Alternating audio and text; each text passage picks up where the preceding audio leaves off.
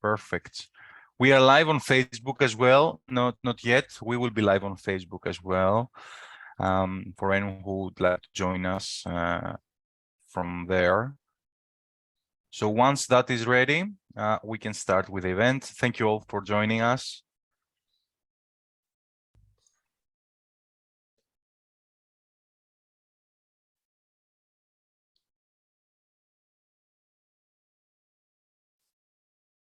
Okay, we are now live on Facebook as well. And I would like to welcome you all to this Stakeholders Webinar. This is part of the Horizon 2020 INFINITECH project, where we are working together with public institutions, with banks, with private technology companies around topics on the financial space. We're actually discussing, and we have many pilots working on very, very interesting projects and pilot programs. And today, our goal is to see how they fit into the SDG goals of the UN and how the business ethics around that projects work. So we will be presenting all pilots. We are cluster 2, so we will be presenting 4 pilots today, and they will be giving you some insights on how they are tackling these goals. The idea is to create this open space so we can discuss, exchange ideas and solutions, and how we can help shape the future of digital finance in a much more impactful way. So without further ado, I would like to introduce to you our speaker, which he's a very expert person on labor market data analysis, on policy research. He's working with the Greek Social Innovation Center. Mr. Dimitris Panopoulos, welcome. Thank you for your warm welcoming, Theo. Thank you everybody for attending.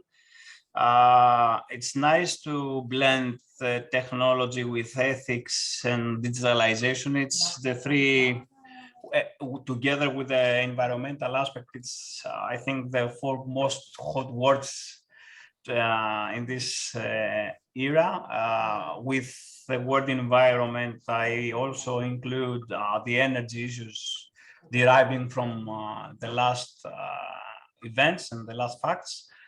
I'm just sharing now my presentation, not to save a little time, let's say. So wait a minute, and I'm going to that. Okay. I think we are full screen, correct? Not yet. We can see your screen. It's not on full screen yet. Maybe it takes. Give me a minute. 2 seconds. Again, Yes. maybe. Yes, of course. Yes. Here it is. I will do it this way. I think now it will work. Okay.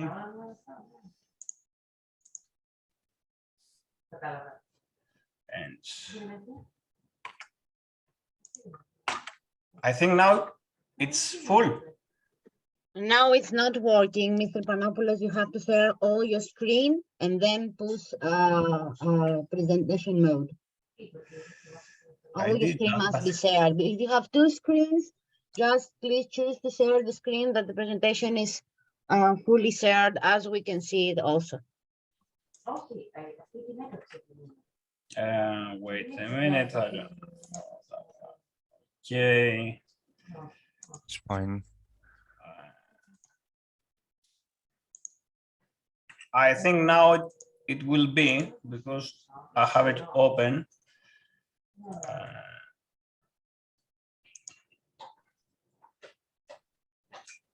It's something on the bandwidth. Give me a sec, or I don't know what is happening, because I see it full now, but you don't, as I guess, correct? You just stop sharing your screen, so we cannot see anything. Okay. Okay, it's loading. Now? Still loading, I think.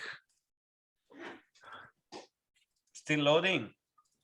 Yeah, we see that you press the button to go full screen, but it's not but full it doesn't screen. work. I don't know. Okay, if it doesn't, I'll go to this slide. Do you? I can try as well if you want. Yeah. Okay. Give me a second. Maybe the settings changed. I don't know why. I'm stopping. Stopping this.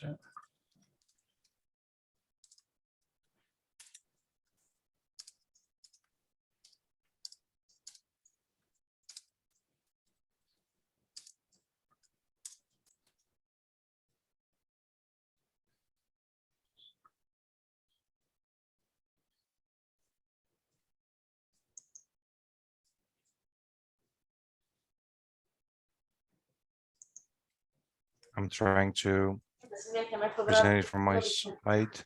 Hello. It happens. Yeah.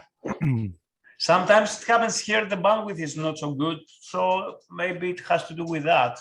Doesn't load the full screen mode. Yeah.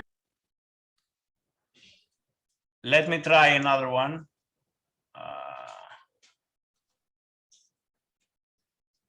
Okay, I think I found a solution to that, and it will work now. Give me a second.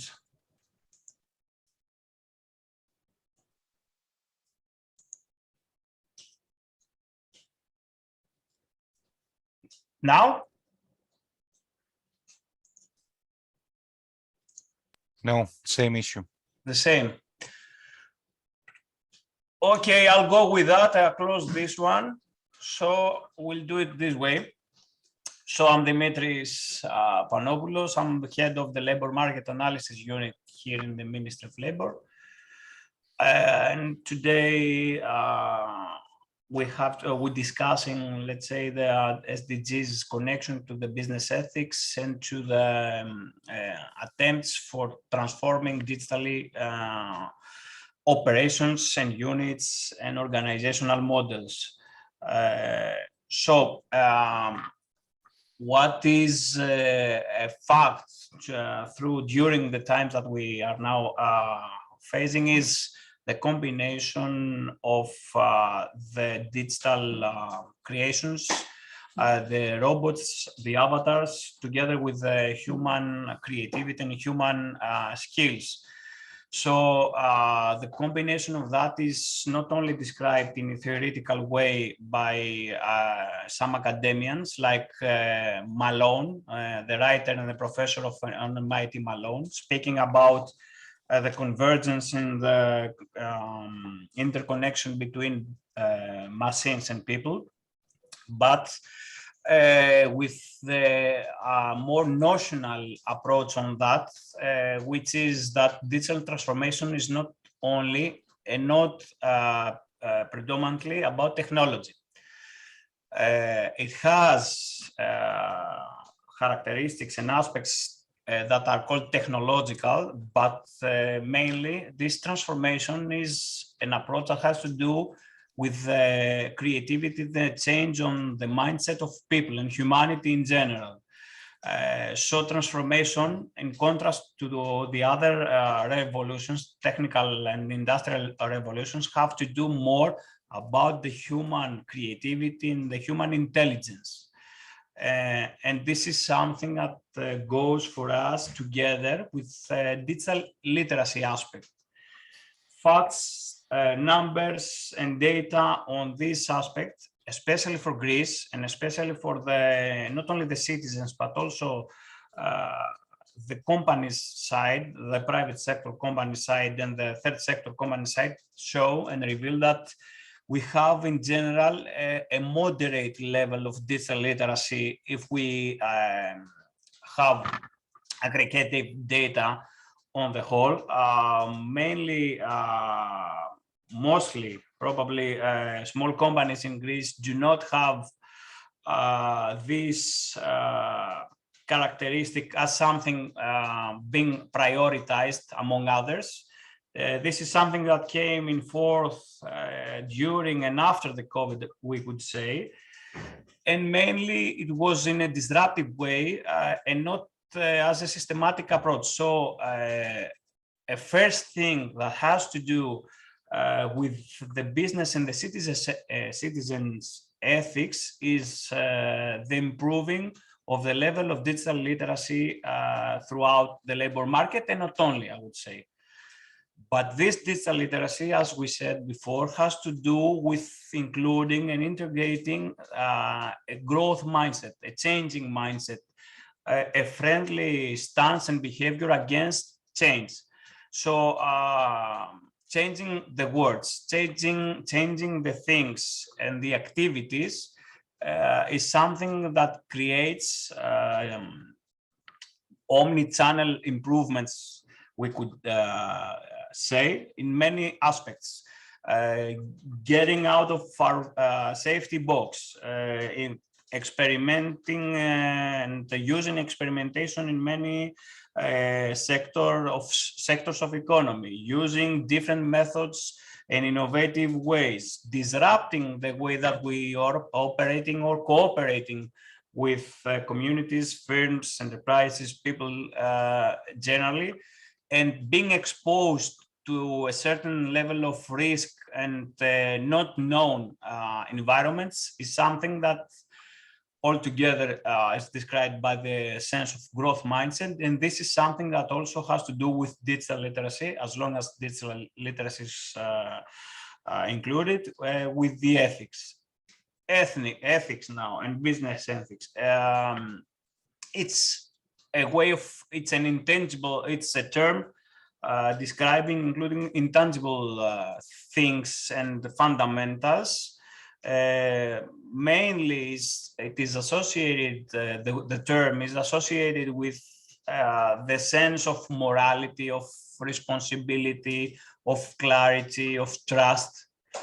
A small parenthesis here, digital trust is another very overwhelming issue coming into forth because in, let's say, the factual interactions, we could create trust by seeing each other, by operating together, by contributing together to a project, or having an interaction. Now we are interacting through devices, and digital trust is something that's now, that I think the last 2-3 years have started being integrated in the way we work and think.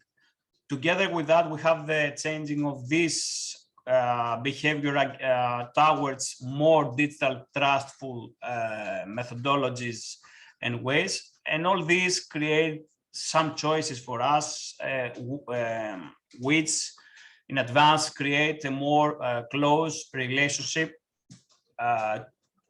despite the fact that we are operating through machines and tools.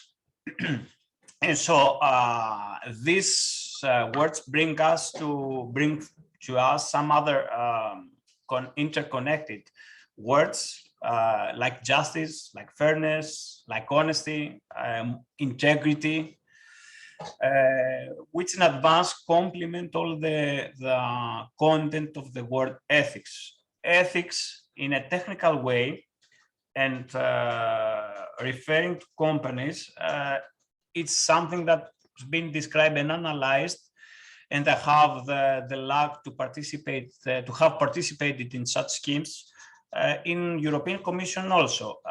European Commission created expert groups in some domains, some tech domains, crucial for the development of societies and the development of the services or the tools that have been available to people and citizens. So we created there the ethic guidelines for trustworthy AI. As we said before, trust and clarity and integrity are huge words for us, huge buzzwords with very deep content on that. And then together with that, we had also moving towards the creation and the establishment of a framework for ethics an assessment list, which is the applied, we could say, level of the guidelines. That is the theoretical level on that. How are these ethics applied to the everyday operations and activities of people, firms, organizations, etc.?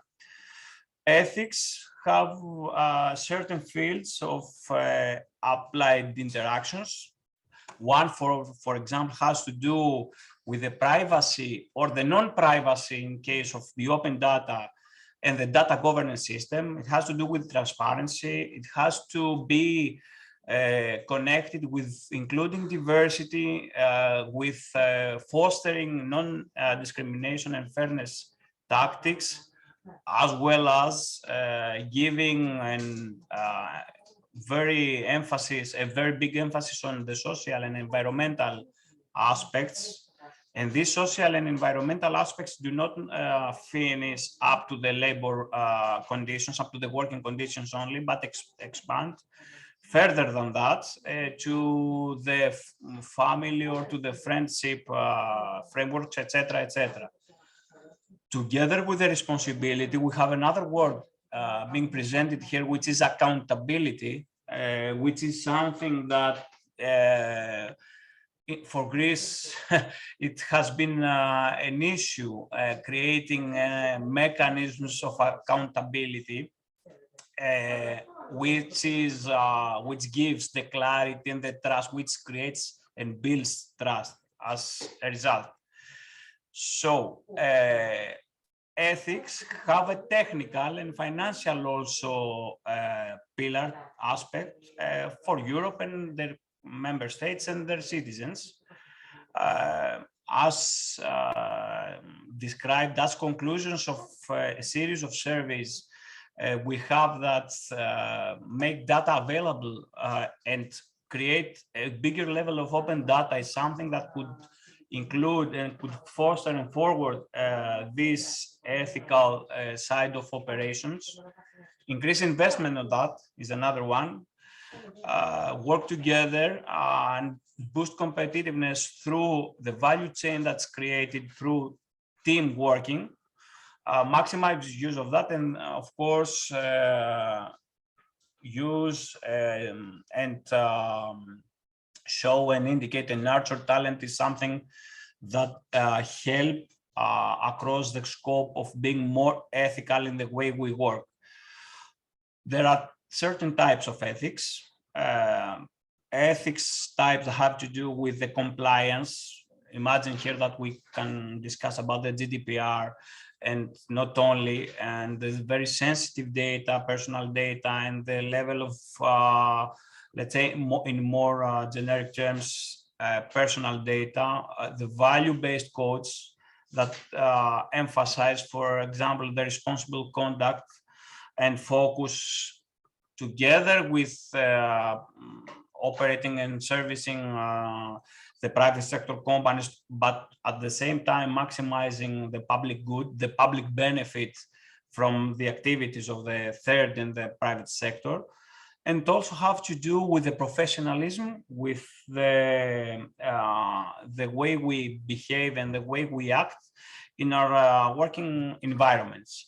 So these three types are more described as the general categories of that. But the thing is that ethics and the business behaviors are inspired and are affected by the culture.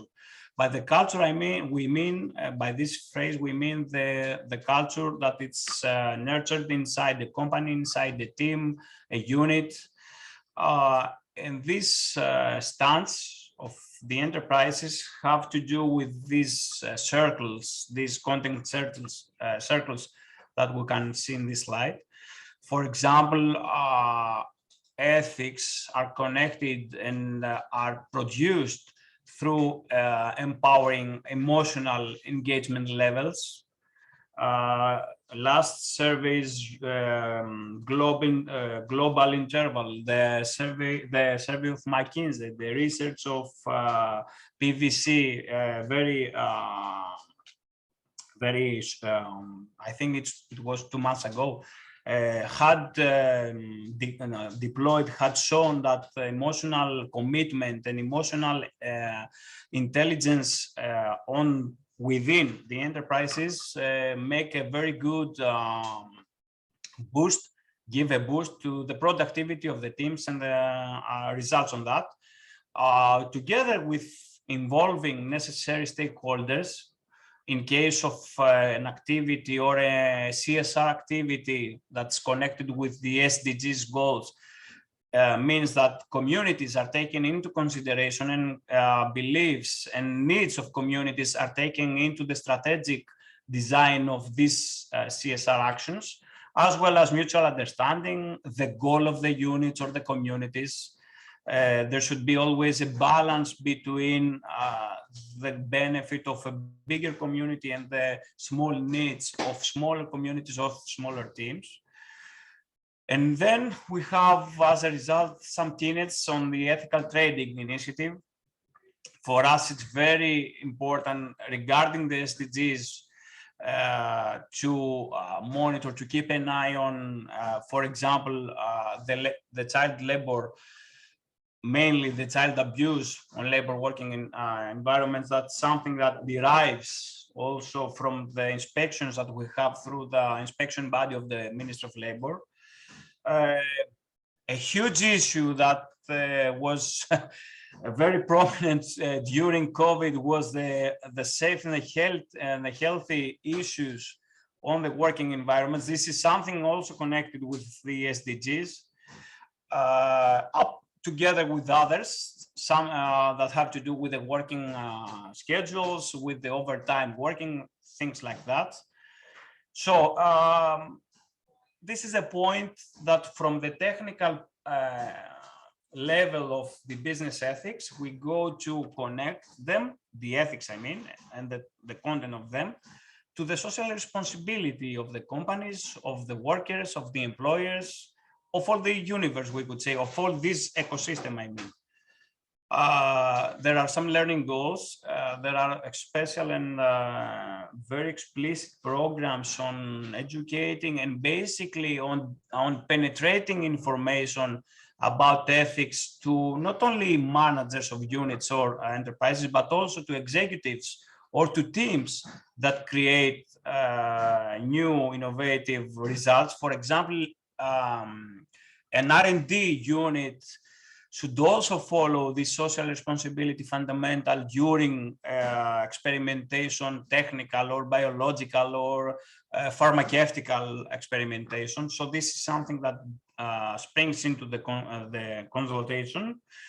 I would stay on the point 8 in this slide, which says that we should explain the notion of the steward partnership or the goal sharing fundamental that describes how investors are concerned with business ethics.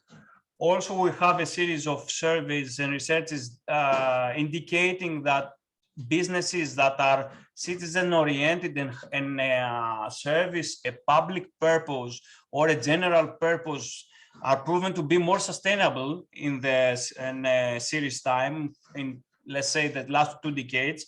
The more a company has circular behavior, green behavior, or expresses a very fundamental social scope, the more possible it is to become more sustainable, because they create what we said before, the trust, the commitment to the users.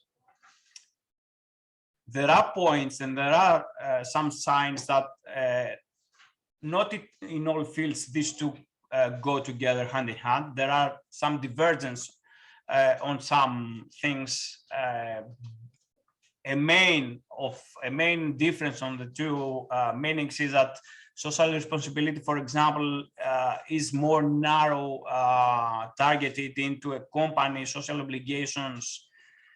I mean the units or the organization itself, while business ethics is in a more aggregate way. We could say that social responsibility is a micro level, and the business ethics is a macro level in a more financial or economic approach.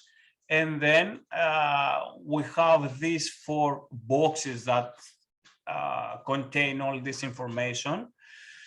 I would stay on, we have, let's say, the socially responsible and the socially irresponsible axis. And together we have the ethical and the unethical axis. And in this certain type of category of coding the enterprises, we have these 4 boxes as a summary. There are more, to be honest, but when they are summarized, they create these 4 boxes. And there is a scale throughout, I think, OECD countries now on the time being within enterprises from public and private data categorized in these 4 boxes. There are many reasons that ethics for us is important, but choosing the most powerful, the most impactful, we could stay on this. And again, and I'm starting from the last one, that employee engagement is what enterprises now call the internal user-centric approach strategy in strategy designing. Smarter companies take and use and create open procedures.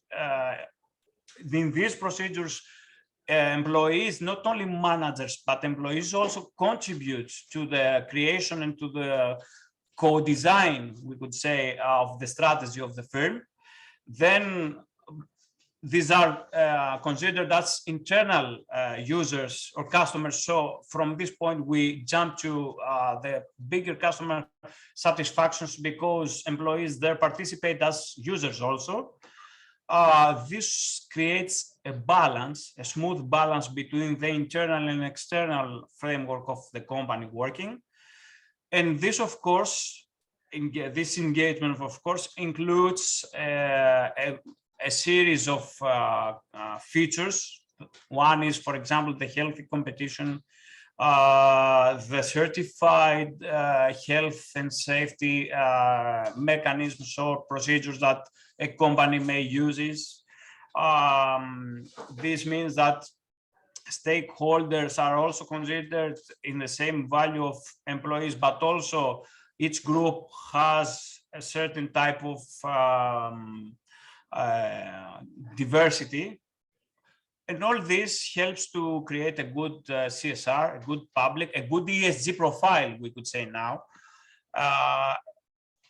Regarding, again, the consumers' rights, of course, the sustainability and the expansion, the scalability of the business.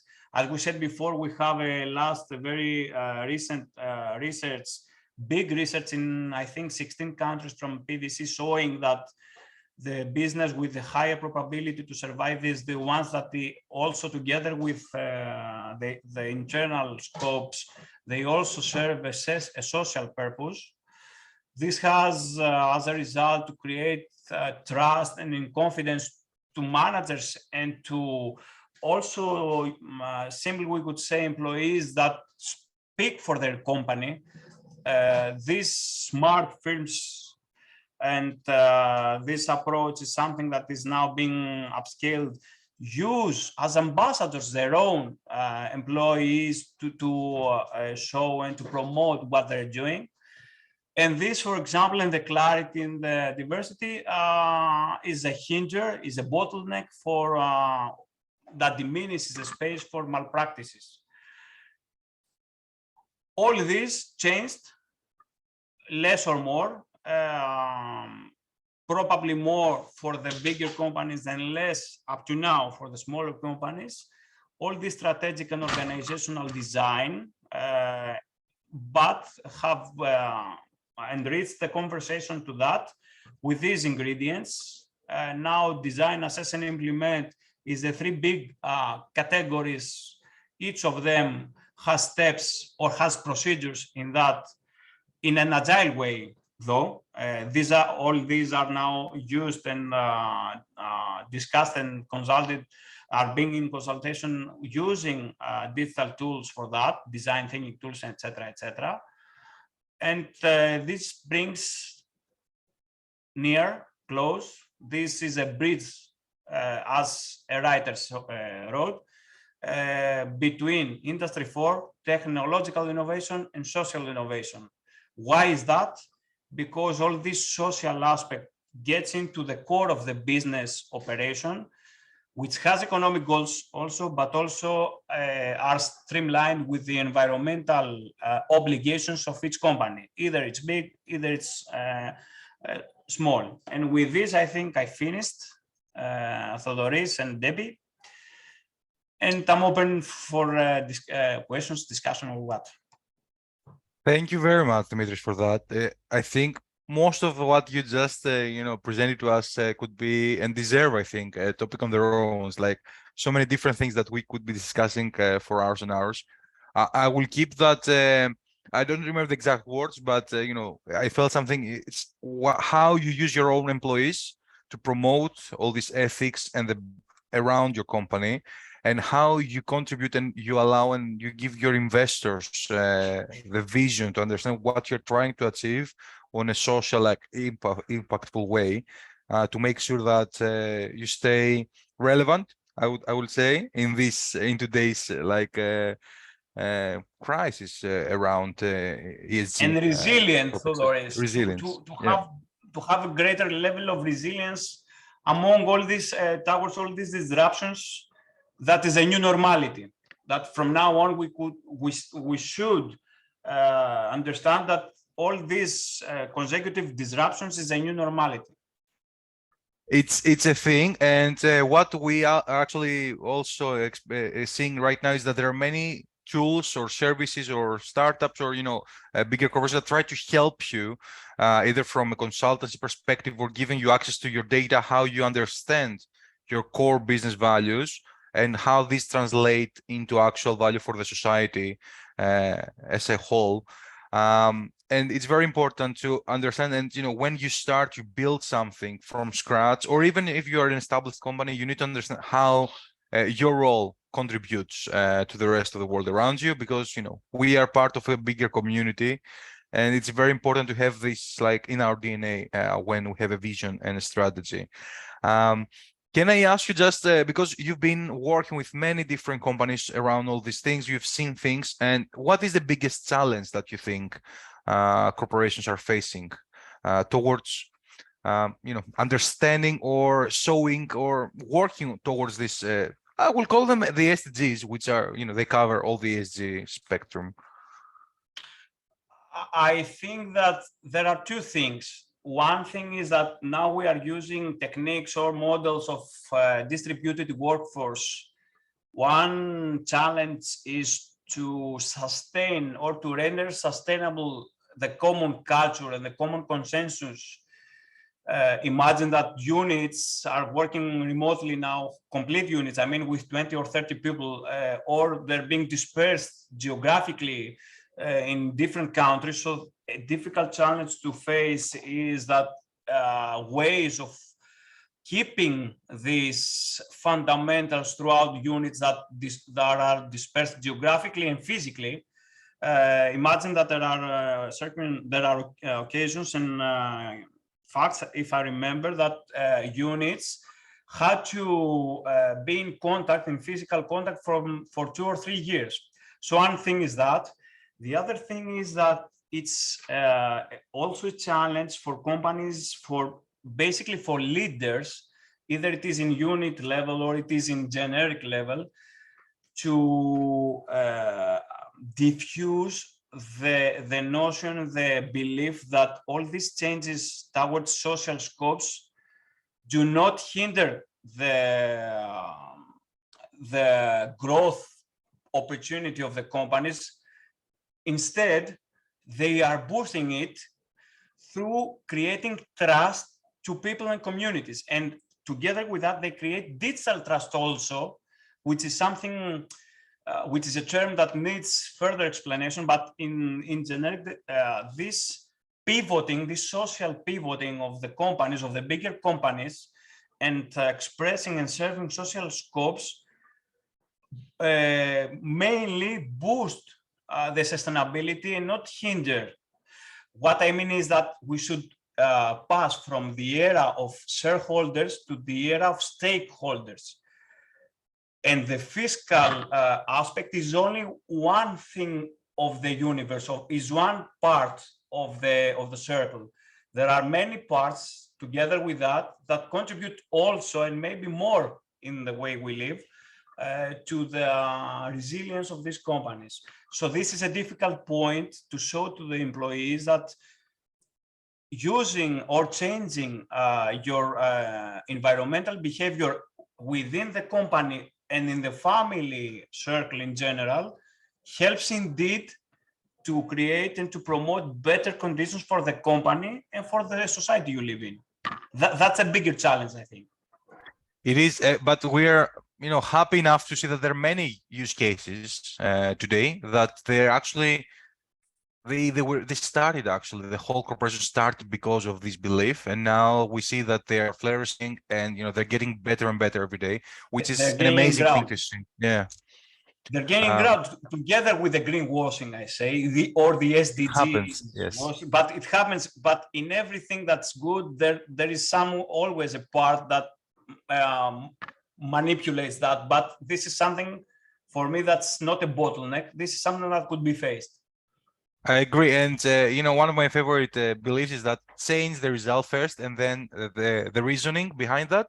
So yeah, as you say, things are changing. Some people are using it, for their own benefit, but I think in the end, the overall result is on the plus side. And one last thing, because we are talking about the INFINITECH project, which actually involves lots of big data, blockchain technology and stuff. One thing that we see it's getting traction now is the DAOs, decentralized autonomous organizations, which is part of what you described. You mentioned the stewardship model as well. So I think that this is gonna be a thing, like a hot thing in the near future, because more and more people are going towards that direction, and it's it's a more democratized way, actually, for those who don't know this, democratized way to run a company, to run a project, and it can scale. Exactly that. It's social. We say the phrase here in the Greek Social Innovation Center. We say the phrase socializing technology or democratizing technology for all people, for all citizens, making technology simpler and friendlier to the middle level of people, not the IT ones, because they know that one way or another. But for example, giving in a very conceivable way tools or machines or applications that my father can use or my grandmother can use, it's that point, that value. Amazing, and thank you so much. I think we can keep this discussion for a long time, but it was a pleasure to have you here. Thank you for the presentation. I will say reach out to Dimitris for anything around these topics. He's a very knowledgeable person, and he can help you schedule and plan this accordingly. Thank you once again, Dimitris. We will continue with the pilots, and we will see how they tackle it. I will stay here and listen to you because it looks very interesting to me. So I'm staying here to listen to the rest. Perfect. So we will be waiting for your questions if you have them. Let's start with our first pilot, which is pilot 3. They're working on a project around collaborative customer-centric data analytics for the financial services, and they have a very important, actually, use case. I'm not gonna say more. I will let pilot projects to go on and explain us what they do. So Phil, are you the one who's going to be presenting? Neil will start and I'll wrap up. Perfect. So the floor is yours, Neil, whenever you're ready. Thank you. I am just going to share my screen and hope that I do it effectively. See if I can go to full screen. So at the moment, I think you can see the whole of my sidebar, yes? Yeah. Yes, you have the same issue so far as Dimitris. Okay, sorry, I need to go back one. And now?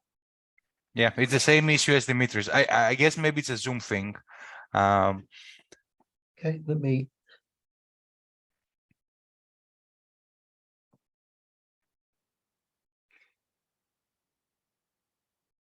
Still no good. No.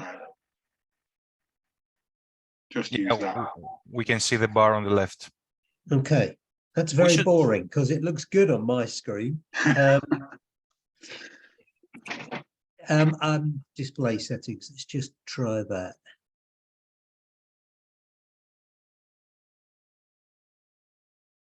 No, it's not going to help me.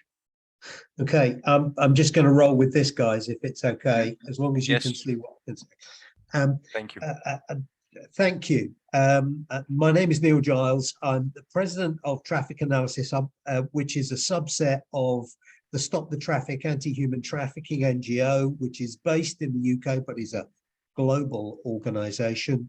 It's been our mission for the last 18 years to stop human trafficking in all of its forms across the world. My personal background is that I'm a law enforcement professional. My last job was as Deputy Director of our National Investigations Agency in the United Kingdom. And I left that work to join Stop the Traffic just over 10 years ago, but I was volunteering with Stop the Traffic prior to that. My mission to begin with was to try to bring a stronger understanding of the manifestation of human trafficking into law enforcement practice, which had a very poor footprint, a very poor understanding, both in the UK and globally in 2006-07, and to improve our prosecutorial statistics, frankly, to be able to bring more offenders for human trafficking to justice.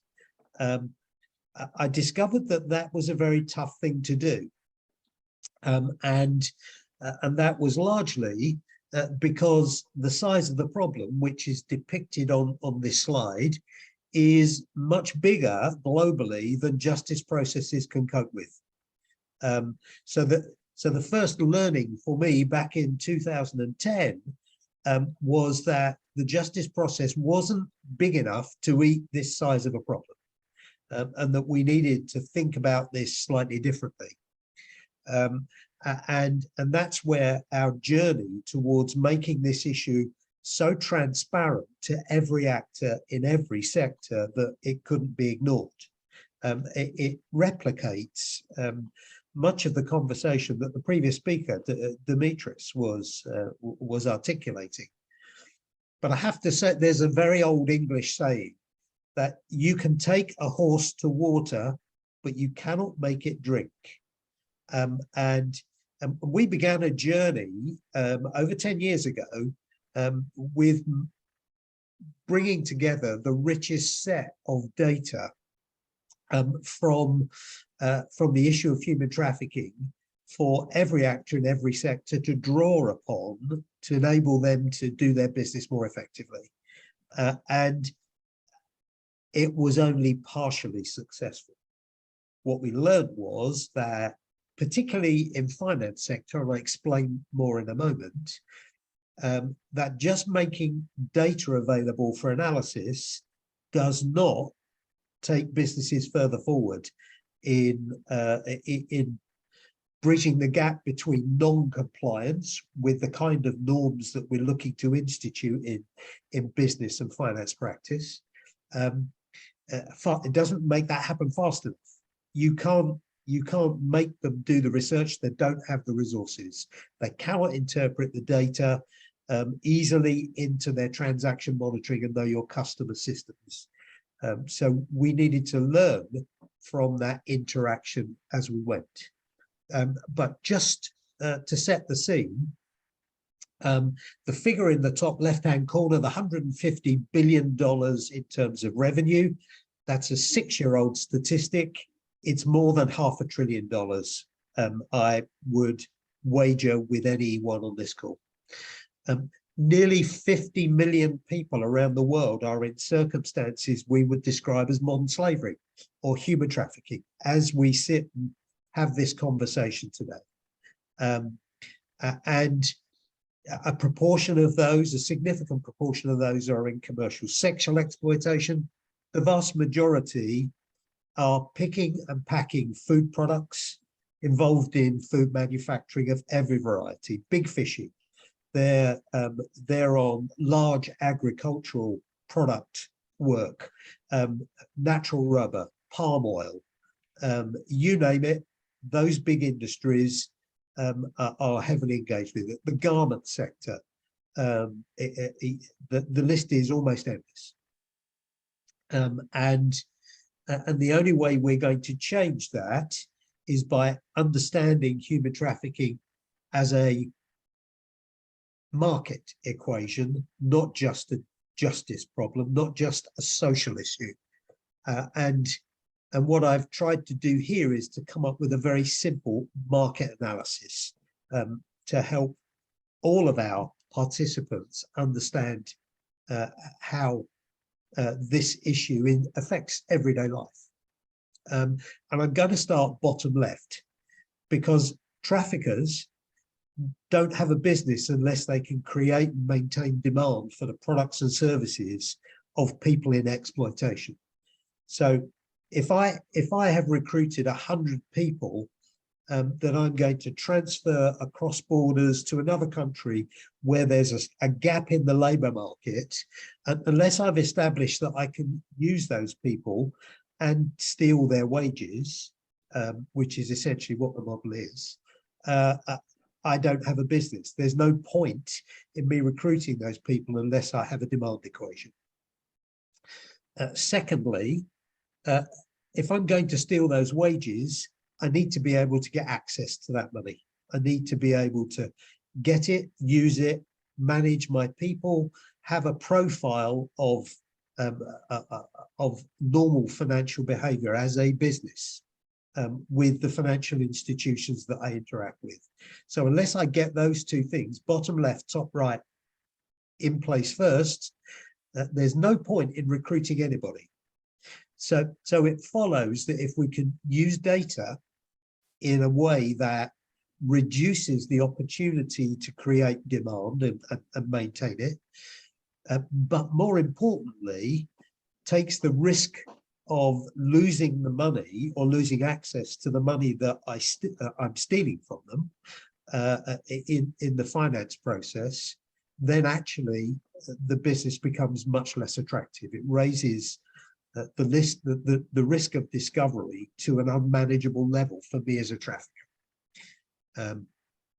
The last thing that's important to note, top left, if I'm an established trafficker, I will lose 1/5 of my workforce every year, and I need to recruit 1/5 of that workforce again. So just taking you back to that 50 million figure, essentially 10 million people a year are being recruited from vulnerable communities around the world to head into a life of exploitation. For some people, that doesn't last very long. That may be months, that may be a year, that may be 2 years. For many, it's a much longer experience than that. Traffic Analysis Hub began its life about 8 years ago as a way of bringing together in a logical way the stories of traffic victims around the world, and it is now the largest repository of those stories, classified, accessible, collected from a variety of sources, the most important of which are survivor debriefs, survivor narratives themselves, but it also is drawn from social media, RSS feeds, open source material, from a range of smart sources. And please excuse me, I have a dreadful cold. And brought together in a way that is highly accessible. And we did that and launched it publicly in 2019 in Washington, DC, launched by the United States Ambassador at Large for Human Trafficking. And we discovered very quickly that it didn't land as effectively as we needed it to, particularly with financial services businesses.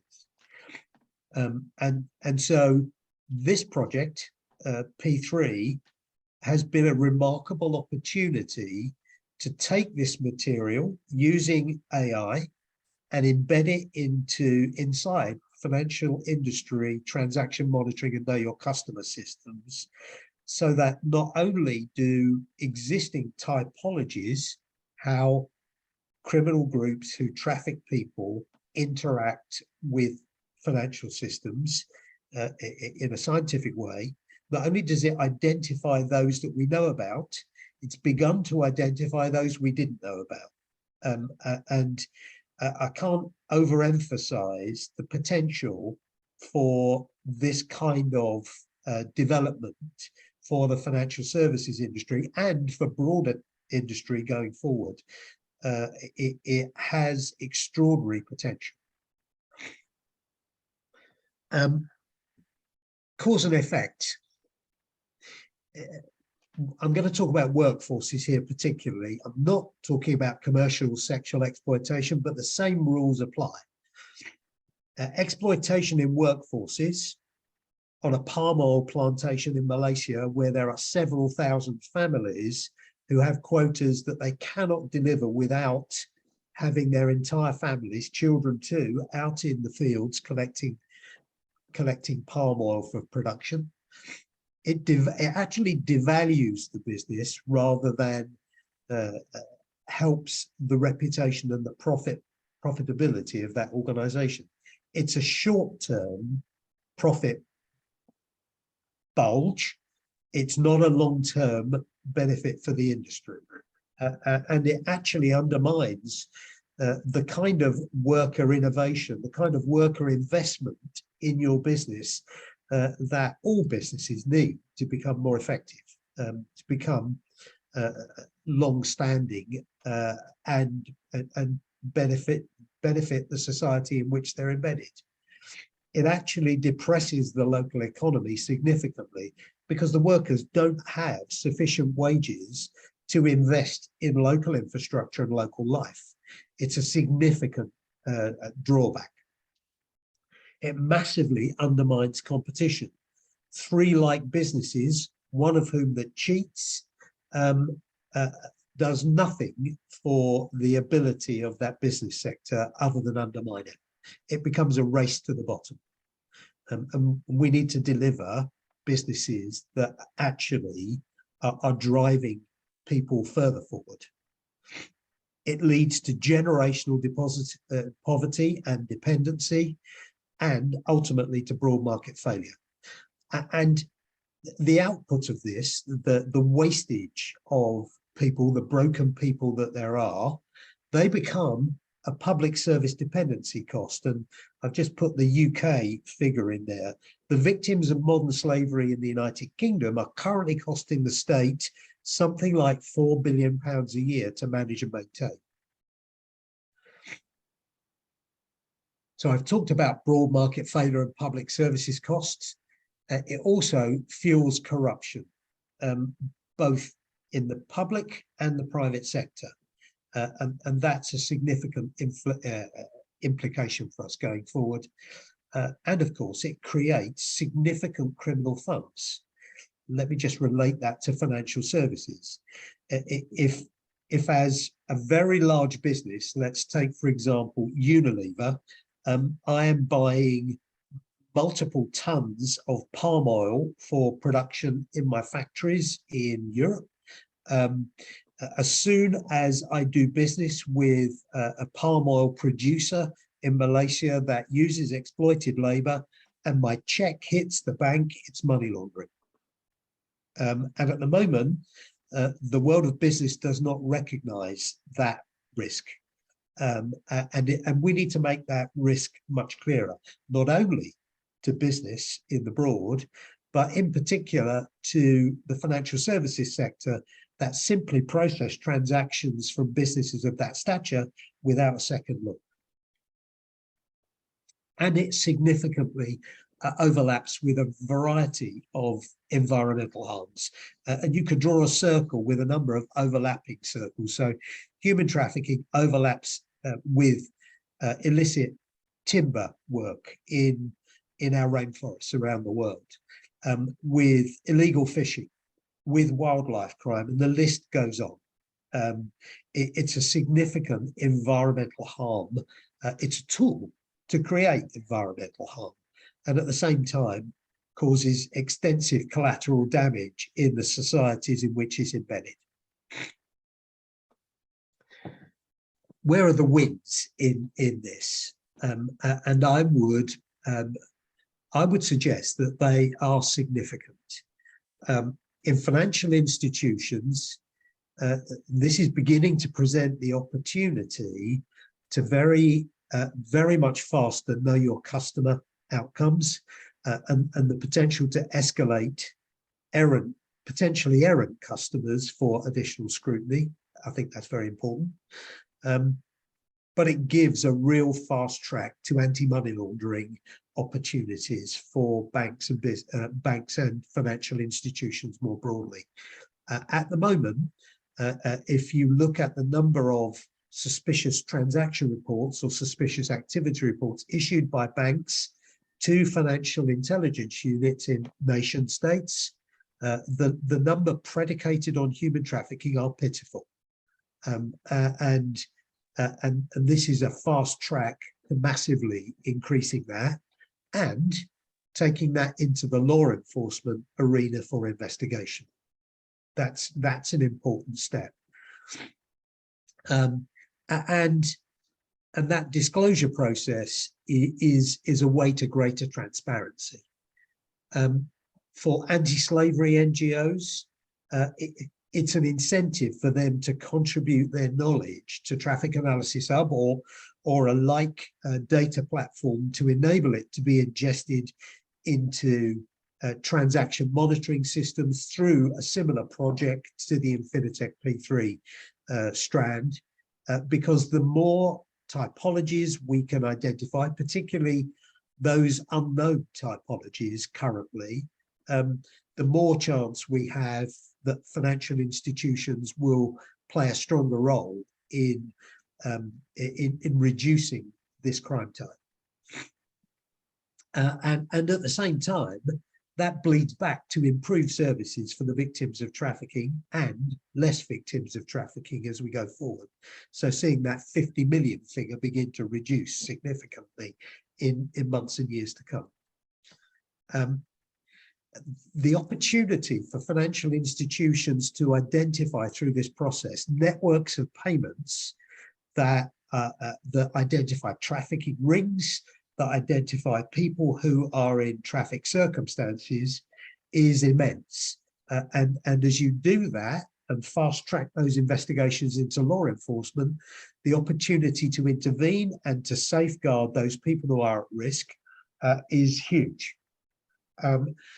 And bottom line, this is about reducing trafficking and exploitation, because that's good for business, that's good for the environment, and that's good for growing wealth in vulnerable communities so that they become more sustainable in their own right, rather than needing to be transported across borders to work for below wages or no wages in other economies. It has the potential to massively enhance economic growth in other parts of the world. That's it from me. Phil, over to you for anything that I may have missed.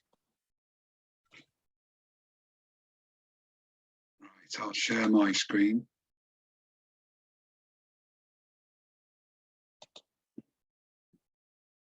Can you see that? Not at the moment. No, not yet. Now, yes. Coming Yes. along there. Right. Perfect. Okay, so just to wrap up and to look at the Sustainable Development Goals that we hope Pilot 3 will help to achieve. Pilot 3, as Neil has said, is a machine learning or real-time producer of behavior typologies and combinations of behavior typologies that financial institutions can run in their own customer data in order to carry out AML and KYC checks. At the moment, it's in it's being run within the a small amount of data, a large amount for us, but a small percentage of the data in the Bank of Ireland. And we have applied 36 of our typology combinations within there, and it has had a 33%. So 12 of those typology combinations were unknown to the Bank of Ireland and have been unknown and helpful to the Bank of Ireland in spotting money launderers who are laundering by way of modern technology. The Bank of Ireland itself has added typologies, so the tool will produce its own typologies. The more data and the more behaviors that are added to the database, but the tool also allows the users to add typologies of their own. So the plan, the leader of Pilot 3 is the Banking Payments Federation of Ireland, that has 100 financial institutions. So the plan would be, once the Bank of Ireland has fully used P3 tool, would be to make it available to 100 members of BPFI, which we hope will produce more and more typologies over the next year as they use it. And partway through that year, we will then make it available to financial institutions worldwide, and so on and so on. And so we then expect the number of typologies and if the number of typologies increases and the percentage stays the same at 33%, that will be an incredible result for us.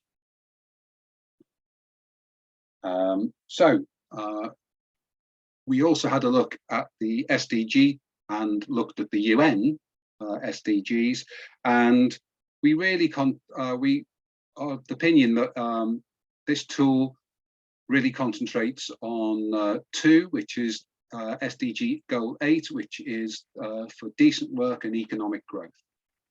Removing slavery will give everybody a fair wage for fair work. The other thing we expect it to impact very much on is responsible consumption, SDG 12. If you are not buying anything that has not, if you are buying something that hasn't been produced with slavery, then it will impact on your responsible consumption and on the ethics of the people that are actually selling it. And the third one is that once we disrupt slavery and remove it, then that will empower the former slaves and people, which we expect to then lead to strong institutions and peace and justice for all, which is SDG 16. So they're the three main SDGs that we expect Pilot 3 to go some way towards meeting. And then obviously, once those three main ones are met, then the other SDGs will start to be produced in countries by way of a responsible government and justice within society. So that's where we are on Pilot 3. We have come a long way in a very short time, and the one last thing that I can say is that there is a plan within 2024 to take Pilot 3 tool, once it's been proven, into another tool which will be producing court admissible evidence for law enforcement agencies and border agencies, so that prosecutions can start to take place using the P3 tool combined with other tools. Thank you very much. If you've got any questions, I'd be happy to answer them. Thank you both. It's really interesting what you're doing, guys. And you know, it's I think Neil just explained all the different aspects. It's a very important topic, and you know, very good that you're working on this. Hopefully, the results will be there as soon as possible. I think you're all already have, you know, some tangible results, which is, you know, very important, and this can only grow as far as you keep working on this. I know that you're working on more typologies, like more on the technical side, which will help you identify more cases. Thank you for the presentation. It was really interesting. If there are any questions for Pilot 3, let me know. If not, we will be here. You can write your questions on the chat below, and we will ask them on a later stage. Thank you also for presenting the SDGs and how you contribute to that. It was I didn't think about the SDG number 12, but it's actually, it makes so much sense there. And I think there are more things that you could touch upon, you know, if you dive into the subcategories of each one of the goals. In any case, thank you very much for the presentation, both you, Phil and Neil. And yeah, let's keep up the good work. Thank you for that. Thanks, Dan. Perfect. So let's move ahead with our next case study. It's actually pilot 4. They're working on a tool around personalized portfolio management, and we will have a chance to see some of their case studies and how they contribute to all these SDGs and in general the business ethics and goals. So I'm not sure who is gonna present for this. Is it you, Christian? Yeah, it's going to be me, and then I'll hand over to Roland for the second part. Fantastic. All right, so I'll try and share my screen.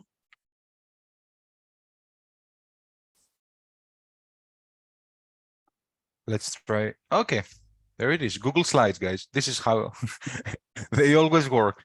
Thank you. The floor is yours. All right, thank you. Just to start off, Pilots 4, as you just mentioned, Theo, goal is basically to democratize professional financial advisory services. And I'll start off by just talking about business ethics, and then I'll hand over to Roland. So 3 most important parts are transparency, regulatory components, and users agency. The crucial components for achieving a AI system that is trustworthy is, of course, traceability, explainability, and open communication about specific limitations of the AI system. Moving on to the regulatory components, Pilot 4 and Privé, we work with licensed and trusted market data providers. And therefore there are no personal identifiable information. Privé mostly cooperates with institutions such as banks, for example, that already have in place are conform with GDPR and other such components. Exactly. And additionally, the other 2 companies that we work with in Pilot 4 wanted us to mention that there's also no risk from the possible dual digital user onboarding system regarding data protection issues, as all the data is kept within the app on the user's mobile device.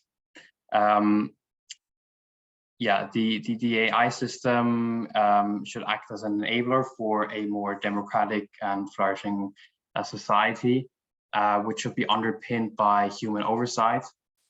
Here, Privé, our Pilot 4, promotes a hybrid approach where the AI is used as a help to select certain assets, but of course the user ultimately makes the decisions, and also the final portfolio decision is then basically decided by the user.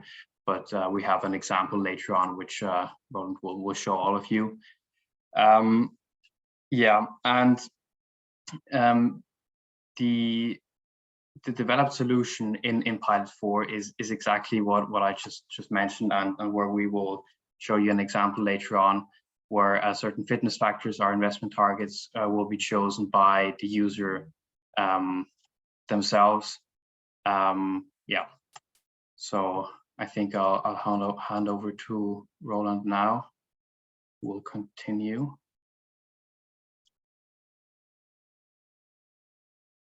Yeah, thank you very much. Christian, can you share your screen, please? Or stay there, yeah. Yeah, and then we try to, before we come to the detailed example, we try to, let's say, define a little bit how the SDGs in the classical 5 pillars of wealth management would fit in. And in wealth management, there is, let's say, from the theory side, there is those 5 pillars, which is spending, borrowing, saving, investing, and protecting. And of course, our pilot, as we are more targeting the like a private banking approach, it is mostly focusing then on investing and protecting part, where investing, of course, is for those investors or retail clients in the end who also want to take part in the capital markets and not only have some cash on some bank accounts. This is the investing part, while the protecting part is more the part where, for example, also some kind of life insurance or investment linked insurance products are affected, and there also, of course, any kind of SDG parameters can be set up as a precondition, or let's say as a requirement from each single investor's perspective. I think especially this part of this investing is exactly the core part where, and we see this all now with the upcoming or already existing regulations in connection with ESG investing, how good this movement now in the overall market has been developed, meaning that investments in ESG compliant products, and to that a little bit later, how good they performed and also raised additional assets in the past 2 to 3 years compared with, let's say, those assets or those investment products which do not take this so much into account. And the second part on this investing part is obviously how good any kind of financial institution, if it's a bank or a broker or an insurance company, can fulfill the asset owners, meaning the retail clients' perspectives or targets. Yeah, meaning if this investor says, okay, I really want to make sure that 100% of my investment is following strictly all ESG criteria, then exactly these financial institutions need to make sure, and this is also right now a regulatory must, that this is not only once to be done, meaning in the beginning of the investment, like today when we invest, but it is to be checked nearly on an annual basis now, meaning if we invest today, then next November 23, these advisors or financial or asset managers need to check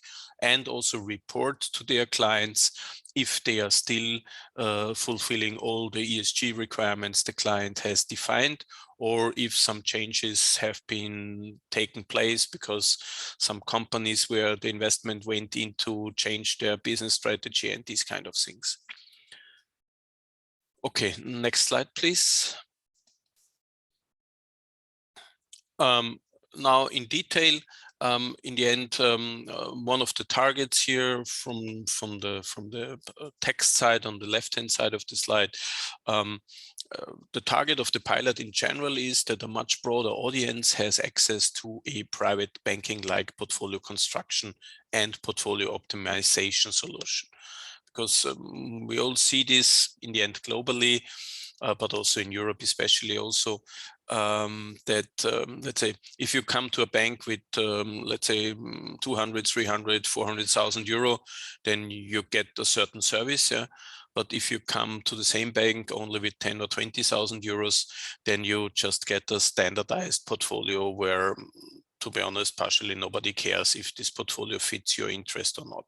It may fit then your risk profiling, yeah, because this is also, again, the regulatory must, but to have there a kind of a really personalized portfolio construction procedure, it is in most cases not existing. And therefore, the approach of Pilot 4 is to establish such a system so that it makes it possible for the banks or other financial intermediaries to offer this kind of service also to the people with the, let's call it, the smaller budgets, yeah, to give them a kind of a high net worth individuals experience, but only with their initial investment, which may be not so high.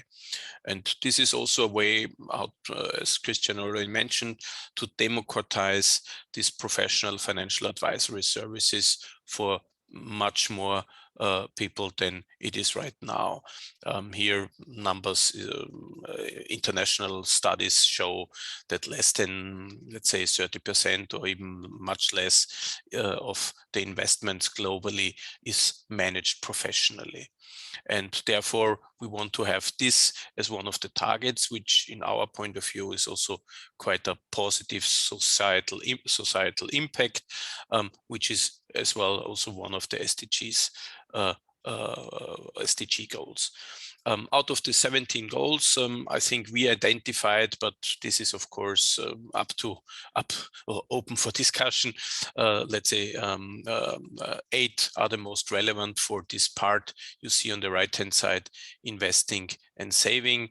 This is on the one hand side, of course, any kind of energy consumption, is industry, innovation, infrastructure, investments. Right now in everybody's discussion, especially also with the Ukraine-Russian, let's call it, gas crisis, besides the war effects. And then, of course, any kind of development towards sustainable cities and communities. Climate action, I think, is the most prominent part, which is anyway already implemented in many of the investment products. Water, life on land, peace, justice, and of course, any kind for partnerships for these goals. And the overall topic is, and this is, I think we need to consider, is that this shall be hyper-personalized, meaning that really each and every single investor can select which of these goals, if all of them or only one of them, is the most relevant ones for him or for her personally, and how should this be reflected in any kind of investment decision. Next slide, please. Yeah, then let's have a quick view how this all what we discussed now in theory could look like on a real customer example, which went live earlier this year with one of the biggest asset managers in the German-speaking area, with HDI Insurance Group, with Talanx Asset Manager. And there you see how this is in the end implemented here. At first, customers need to define their own risk score to learn about, okay, how big the risk appetite of this single customer is. Is it a more conservative one who really wants to have a steady growth, but not so much deviations during crisis like we have now in 2022? Or is it also more, let's say, with more risk appetite, where any kind of decision can be driven also by the factor that there is also a year or two where you make then 20–30% loss, but then will recover most probably in the coming 2 to 3 years again. As we have seen after Corona, the loss was quite a short-term loss only, and within 3 to 6 months, in the end, all the losses have been regained again. Yeah. And this is here one of the first steps. Next slide, please. Then you have, of course, any kind of questions. Here's only one of the examples that customers are really asked for, how sustainable they would like to see their investment with. They can do it preferred, they can do it 100%. There, of course, it's mainly a mathematical operation. You can also split this up in 2 or 3 more iterations here. Here, the decision was that it should be only preferred, which means means then more than 50% or even 100%, or it's neutral, then let's say other factors from the portfolio selection criterion are then having the first place. Next slide, please. I mentioned also this hyper-personalization approach that we really allow customers to understand better where they are investing in. Yeah, because most of the retail investors are not so experienced with all the terminologies in financial industry, and if a product has a certain name, in many cases you don't know exactly where these investments, these investment funds, ETFs or structured products is investing in, or even with equity in partially it's not so easy to find out where this company is active. And therefore we followed the approach to make this more in an understandable way, let's say also more easy to explain, that those investors can really choose what they want to do.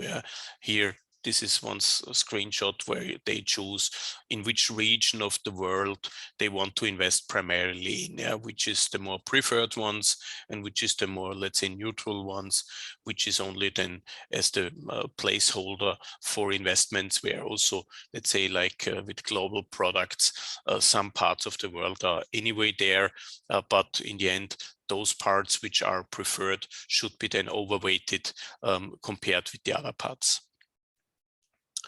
Next slide, please. Yeah, and the same approach here is if we try to show how investment preferences also in the understanding of customers can be chosen here. Yeah?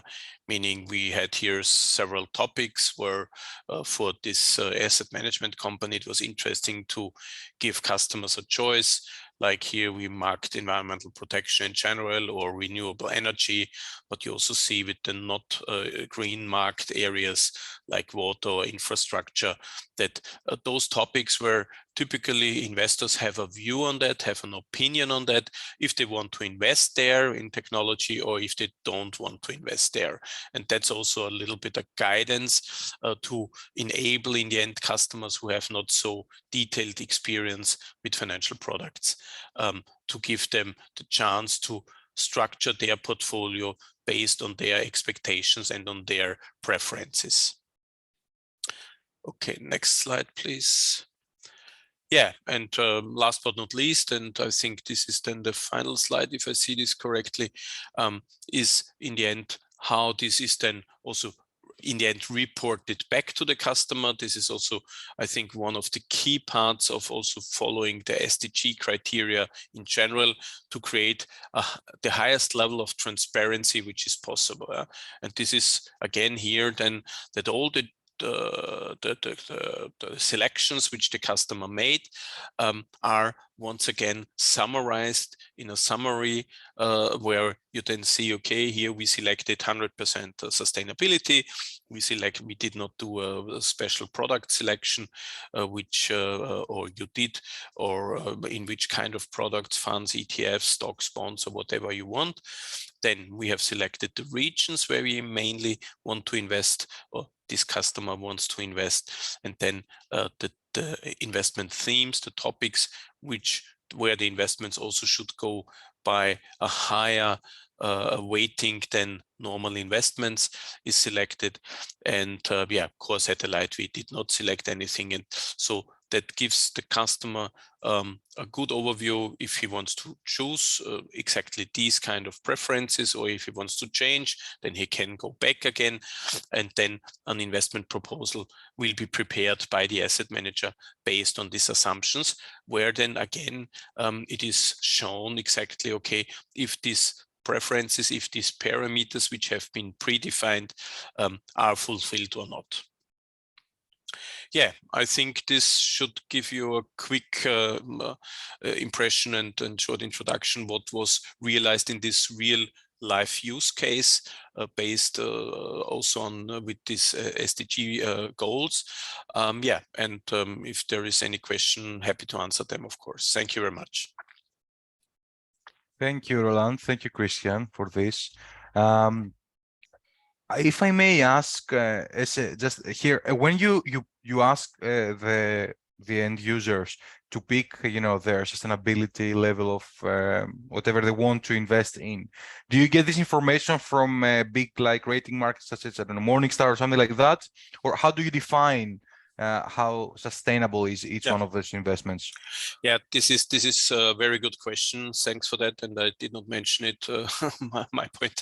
No, that's one of the drivers in the industry now, because there is no single source. To be honest, that's one of the challenges in the whole industry. Not only for us, but I think for everybody.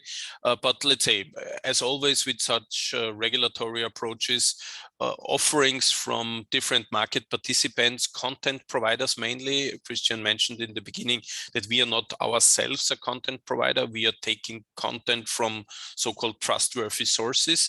And there is many of them right now, like Morningstar does this for the investment funds. It's the, let's say, it's world's biggest content and data provider for investment fund data. MSCI, for example, is doing this for equities quite extensively already. Then you have on the bond data side, on the fixed income side, you have, for example, Moody's as one of the most prominent rating agencies who established their new business chain within their offering. But in general, this is exactly one of the challenges. We are, as a solution provider, we need to be open to all of these content providers, because what we see with these first projects, all the institutions, the big banks, the big insurance companies, they all have already their data providers. Yeah, there it's not on a solution provider like Privé or like anybody else to bring them the data. They have it in-house. They have licensed it from their existing data providers, or they have licensed it from some new ones, because there's also some specialized ones for ESG data, for example. And we expect this to happen in the next, let's say, in the next 1 to 3 years, that there will be a kind of a standard definitions for the different asset classes, because this is not yet in place here, that in the end, all data providers who want to provide data based on partially own methodology, like Morningstar made an own methodology development for how they rate products as sustainable or not, or as SDG compliant or not. Or if they say, okay, I go to a market standard, which is then in most cases mainly also a little bit defined by the regulatory authorities, so that they have then a kind of a minimum level which is defined, but in the end, that will be a kind of let's call it a moving target in the next 1 to 3 years, because it's right now developing the whole offerings here. And therefore, we need to be flexible in terms of how to implement it. But secondly, and I think this is the definitely, if not most important, but also a very much important point, is to have then the transparency. Meaning, if then somebody rates a certain equity or a certain bond instrument or a certain mutual fund as ESG compliant, it must be possible to know why this was the decision, that this is compliant or not.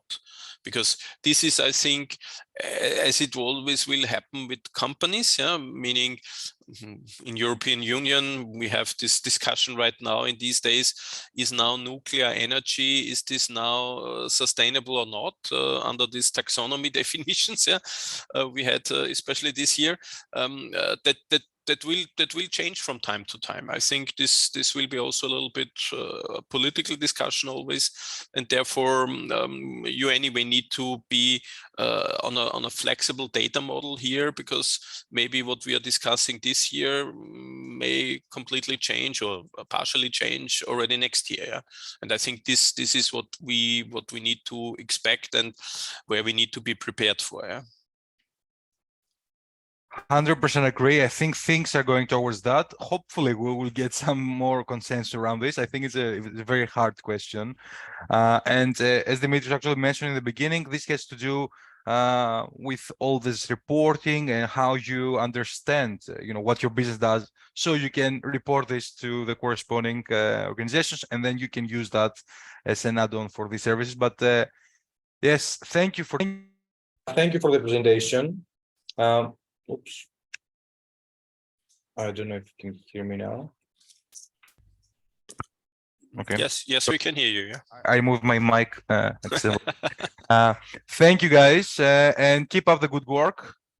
Let's see how this evolves. I think it's a very interesting tool, and I'm talking for for the Greek region at least. We don't have something similar, so it's a well-needed product. And especially if you see that countries like the UK, for example, is well far ahead on this, and they have multiple choices that you can choose from. Unfortunately, it's not everywhere like this. So hopefully, we will be using your product, for our personal use, and we can support all this. I have a concern around all the SDGs that you mentioned there. It's as you said, up to discussion how exactly you support. But I think as a general level, it makes sense. The more flexibility you give to these personalized investments, it makes sense that because you support all these different goals from your point of view. So thank you once again. Dimitris, do you have any question on? No, I'm listening with a big percentage of interest in the last case. I think that I can imagine pathways for establishing that to the Greek context. I'm searching for the alternatives because this would be of great interest, not only for the ministry, I mean for the observatories and all the chambers and things like that, for the Greek reality.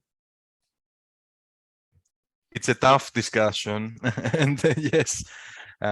Let us know when you need some help from our side, or let's say typically it's always a kind of let's start a kind of together with a financial institution, a kind of prototyping, yeah, because as always in these kind of things there is no that's not a mathematical formula where everybody has the same result. That's all a question of definitions. Sometimes a matter of taste, a little bit also, sometimes a matter of priorities, of course. And I think this is exactly what shall also this kind of activity show here. Yeah?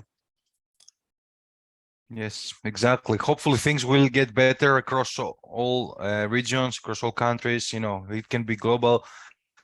And yeah, once we are there, I think this actually is a catalyst to go help all these businesses that are doing their best to contribute to the goals. Thank you once again. Thank you, Dimitris, as well. So let's move to the next one, and we have another very interesting pilot here. This is the pilot 5B, as we call it. So they're working around the business financial management tools. Eleni? Very sorry for the interruption, but yes, as we have another call at 4, can we please jump in and present our case first, if it's okay with pilot 5, of course? I think we should be fine. We have like 25 minutes, and you should be fine to be according to the schedule. Okay. However, at 4 o'clock we really must go. Okay. It's gonna be Thank quick, Eleni. I'm gonna be over in 5-8 minutes. Thank you. Okay. Perfect. Okay, thank you. So just introduction, we have Dimitris Kodios with us. They're working on a business financial management tool, and he will be presenting how this works, what it is, and how you contribute to all these things that we're discussing today. So Dimitris, the floor is yours. Let's see if your presentation works. Thanks all the previous speakers as well. It was really interesting, getting more deeper in that kind of, topics. Let me share a bit everything and tell me if you can. It's okay? Perfect. Yes. Great. Perfect. So to give you in the beginning an overview of our pilot, we are working, our team from University of Piraeus, we're working with Bank of Cyprus to provide the business financial management toolkit, aiming mainly at the small, medium-sized enterprises. Now that toolkit would contain various different components. That would be like cash flow prediction, transaction categorization, benchmarking, and many, many more that all combined would create a smart virtual advisor that mainly aims to assist the SME in order to take more financial management decisions and provide, of course, more personalized insights and alerts. Now, for the business model, we have drafted with the bank, the main end, of course, the DOA. The main segment would be SMEs, but the bank is planning later on to refine the offerings and offer it to more legal entities than now. The main problem, as mentioned before, is the liquidity, and that is a major challenge for most SMEs, especially in that disruptive environment we have, with crisis and energy costs and everything. And the main channel for that would be Genius. Now, that would be a digital platform aimed from the bank. It is already operating with more than 1,500 users. And the main focus would be the invoice processing and connecting SMEs with suppliers. Now, of course, the bank is not that innovative. It's not something that is done for the first time. There are many fintechs trying, to tackle the bank's offerings and try to offer data analytics, mainly, however, focusing on historical data and not easily combining all the available data. Now, the bank, being the trusted bank of most users, on top of their core business banking, they provide additional services aiming, and having a more holistic approach than the other offerings. Now, to go a bit, to the point of the workshop regarding the ethical impact, what we are trying to achieve, especially with the invoices processing feature, to increase the transparency between transactions having to do with the suppliers or other customers of the SME. Now, by utilizing, actually the offering is going to be available via smartphone and to everyone, all the SMEs. So we really hope that the BFM solution, it's going to reduce the bias and broaden the accessibility. So if saying, for example, an SME user who is not that digital aware, he can access his phone and know more about what transactions he made, and of course predictions about what he's going to spend or have any liquidity issues. Now, unfortunately, we don't have Silvio, my partner from the bank, but the UI and the whole pilot is going to be offered and implemented within the Bank of Cyprus environment. So the code of ethics of the bank, let's say, wrap around all the offering we're having and we're preparing. That would have to do with professionalism, innovation, integrity, reliability, and collaboration with the bank and the users and shareholders. Now, for the impact we're having to society and the environment, well, SMEs are the backbone of every economy in Europe and in the world, because, for example, some statistics, 97% of our business operating in Europe are SMEs. So you can imagine that's directly connected to the society well-being and the growth of the whole economy. Now, by the offerings we are providing, we really hope that the SMEs are gonna manage their financials better, so they will gonna have less liquidity issues and perhaps better performance. Moreover, the way we are providing with the UX we are preparing, we really hope to increase the digital awareness and skill acquisition of perhaps older users that are experimenting with our offerings. And we really believe that that holistic approach is really going to provide useful business insights for them. Now, for the environmental, as it is not directly connected with our pilot and our offerings, we really hope that they're going to need less paper to print or go visit their bank and then consume less fuel. Now, regarding to the SDGs, Sustainable Development Goals, the most relevant ones would be number 8, decent work and economic growth, and especially target 8.10, where we strengthen the capacity of domestic financial institutions to encourage expand banking and financial services. And we could say that it's also connected to reduce inequality, as it's going to be available for everyone. And as it was mentioned in Pilot 4, we wouldn't care if they have, they have a lot of, let's say, financial activity in the bank, or it's like they have many deposits in the bank, but the whole algorithms are going to be personalized and be working for everyone, the same. I think it took less than 8 minutes, Eleni. Thank you for your attention, and we're here to discuss further if you'd like. Thank you, Dimitris. It's quite interesting to see how everything could fit, potentially. in just supporting in every way you can. Just you mentioned, for example, the environmental space. It makes so much sense that you digitize many of these processes that happen today manually, and by using tools that are not needed, I will say, anymore. So it's very important to see how we can fix some of these, especially in Greece and Cyprus. I don't know for the rest of the country, but we have some process that could be updated and modernized in order to fix a few of these things. The point is that banks already have the available data. Just being informed about your transaction, your historical transactions in our new era, I don't think it's enough. I mean, all the banks, it's pretty easy with all the R&D expenses they have, to offer more, let's say, personalized insights and combine different data sources to provide something that could really add value to the SME. Yes, I agree. It's very important to see how we can support as well. Like, it's outside of the banks. You're working directly with one of those, but anyone. I mean, there are organizations that can support, and this is what we're trying to build here. Dimitris, do you have? I mean, Mr. Panopoulos. Yes. Yeah, interesting enough, I would say. I have a question that springs to my mind all the time regarding this issue. If I understood it correct, Dimitris, this works for banks and customers that in, I think, in the most 99 of 10%, 97% are SMEs, correct? Exactly, yeah. Yeah. I have this issue that is being indicated here in the Greek context.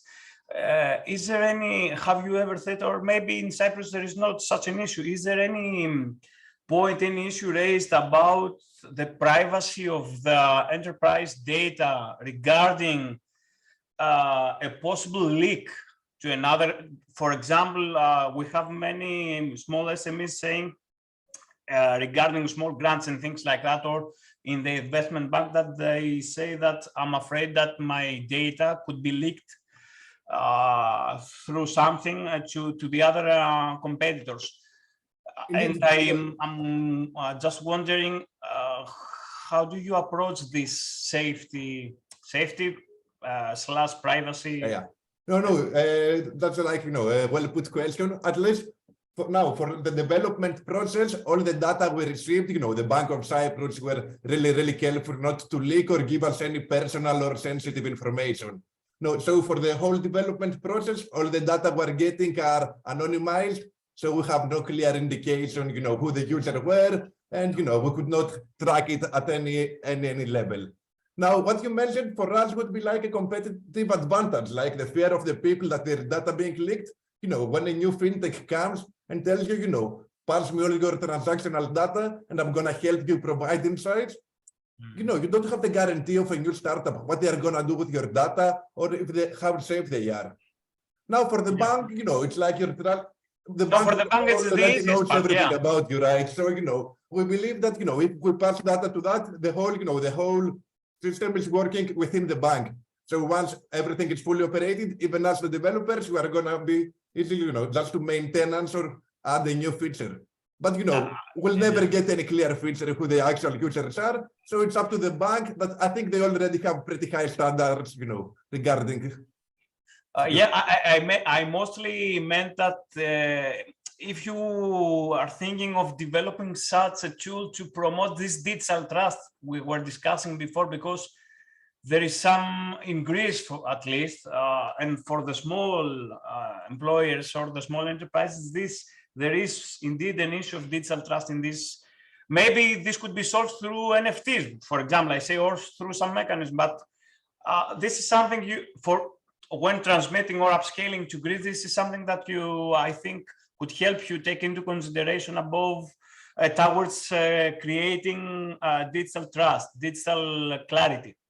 Not, I mean, physical, I mean the digital one. Yeah, indeed, you're right. But to be honest, within the pilot, we did not, we just took for granted that the digital verification of the user and the whole security is up to the bank or the whole, INFINITECH ecosystem and other partners developing technologies having to do with that. Perfect. Thank you. Perfect. Thank you so much, Dimitris, and the rest of the team who couldn't join us today. Really appreciate your presentation. So let's move with our last pilot for today. The last pilot of cluster 2, and this is pilot 6. With they're operating on a personalized closed loop investment portfolio management tools for retail customers. And we have with us Eleni Perdikouri And Gina Prokopaki, we are from the same lab. Sorry, yes. Perfect. Hi, Yes. hi everyone. Apologies, Hi, I need both. to go a bit fast because I only have a few minutes before next call. So let us It's share fine. a bit the presentation. What is it? Just give me a second to share my screen.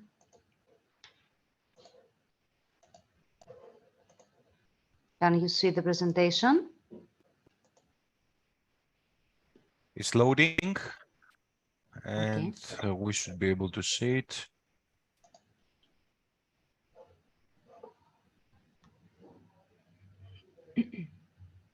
Still loading. That's not good.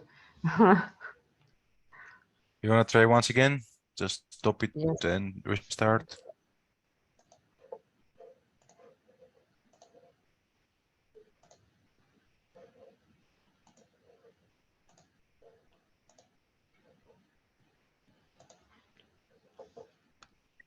It's the same issue. I don't know what's happening today. I don't know, we're from the office and maybe we have an internet problem. I don't know. In principle, due to the weather, potentially there are a lot of technical issues. Please stop sharing your screen and try again. Maybe sometimes we need more time for the bandwidth to cooperate with us. Okay, I stop it, so I'm going to share it again.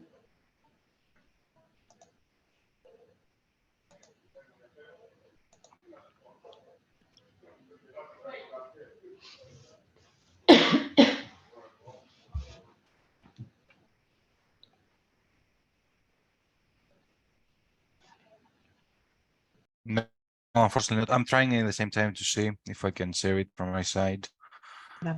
Yes, yes, please.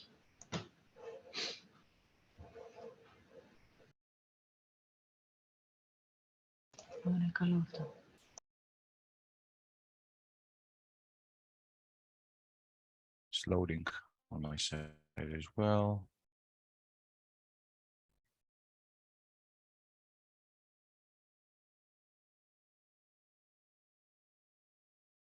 Okay. Let me share my screen.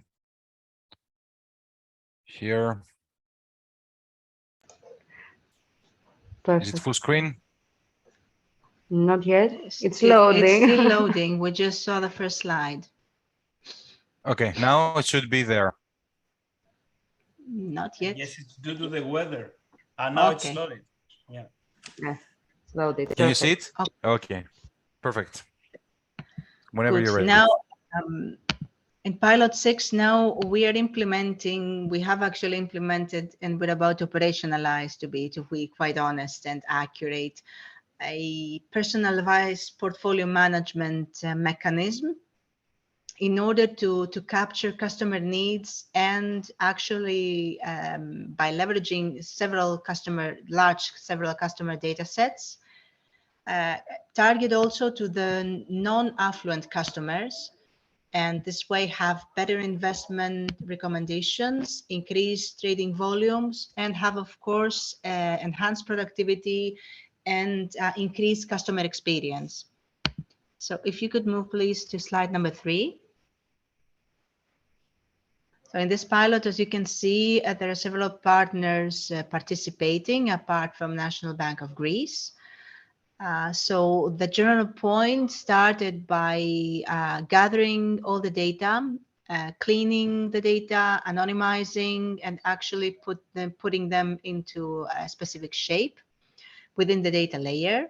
And afterwards, applying advanced analytics and AI in order to create the recommendation engine. At this time point, And after applying also the business logic behind all this, which is actually really important in order to state, we are creating a UI from where the financial advisor that is going actually to have hold of this is going to be able to see several details per customer and be able to be close to the customer and have actually the knowledge of the further recommendation to be shared. If we could go to the next screen, we can see the indicative actually figures. I think you missed one. Anyways, in the first slide, in the first screen, the financial advisor is able to see customer details. So the basic information on customer level, as well as the assets that the particular customer had already in possession. In the second screen, there is also the analysis where, sorry, I think we've moved. No, he has the previous version. That's not the correct okay, one. this is not the correct version. Anyways, so in the second screen, actually, the financial advisor can see some pies related to investment history, while in the third one, he has the ability to see actually the recommendations for the particular customer. Now, in this case, the event is actually improving banking investment recommendations. The need is creating tailor-made personalized propositions per customer, while the solution is actually offering opportunities to wider audience and democratize bank services. Now, the main principles followed by the organization is alignment. So everything is aligned in terms of business strategy. When it comes to impact and target settings, of course, both increase the positive impact and reduce the negative one. For customers, we focus on customer prosperity, of course, and customer satisfaction. While for financial advisors, this is actually putting them into a state where the customers are trusting them and they're actually becoming more consulting through the personalized propositions. If we focus now on three different dimensions, we have the retail customer, where, as we said, we focus on customer prosperity, and we managed to give us also this privilege to non-affluent customers, where actually this was only applied in the past to them. For the investment, the financial advisor, it's actually providing the most suitable, the right investment recommendations to the appropriate customers. So increasing productivity, upgrading, and through innovation, be able to becoming more trustworthy. And for the bank, of course, customer experience and customer loyalty, increasing these two, is actually achieved by capturing most effectively customer needs. If we go now and focus on sustainable development goals, we can see that number 8 and 9 are actually the one where Pilot 6 is aiming. So decent work and economic growth, as well as industry innovation and infrastructure. Now, the organization is promoting actually sustainable economic growth. Is actually diversity and innovation, upgrading for economic productivity, as well as universal access banking, insurance, and financial services. So these are the three pylons where we can see that we have a common point of view in point number 8.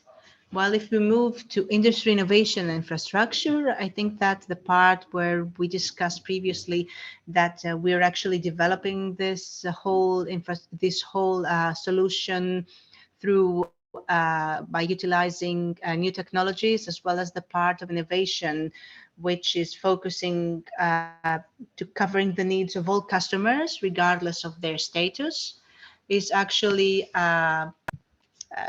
folding up and wrapping up everything related to this part. So this is from our side, and thank you very much. Thank you for the presentation. I'm sorry for I had the old version in the beginning, but I think now that was all No right in the worries. end. So yes, as you described, you're focusing on mainly two SDGs, and I think it makes so much sense to, as one pilot previously, the idea is to help build the infrastructure and then support all this economic growth through different ways. The way you do that, we didn't see that presentation there, but the idea is that, again, you support all the end users and your investment analysts to make better investment decisions, which can support through your part, your vision and your knowledge actually around the industry, how someone can be more sustainable when they start their investment journey. I know you are a bit late, but if we have one question, I think we have time for one question only. Is there something that you would like to ask to Pilot 6? Anyone? If not, okay, thank you very much for that. Thank you for presenting this. And just to mention that it's very good that you demonstrated the 3 screens created by Crowdpolicy, and thank you very much for the cooperation. I think that in the future we will be able eventually to roll out this to the financial advisors and start gathering feedback to move on to the next one. Yes, that's fantastic. Thank you very much for joining us. I would like to thank you all once again. And just as a reminder, this is a recorded video, so you will have a chance to see it later on and understand a bit more about each of the pilots. A very warm thank you once again for Mr. Dimitris Panopoulos for joining us and giving us this nice introduction. I think we can, keep discussing on this. There are so many different things that we can work on together, all together, and this is the goal of Horizon projects as well. Make sure that we create a community and we build towards a more sustainable future. So thank you all for joining us. I wish you all a great afternoon, and stay tuned. We have more of this coming up very soon. Have a good one. Thank you. Bye-bye. Have a good one. Bye. Bye-bye. Bye-bye.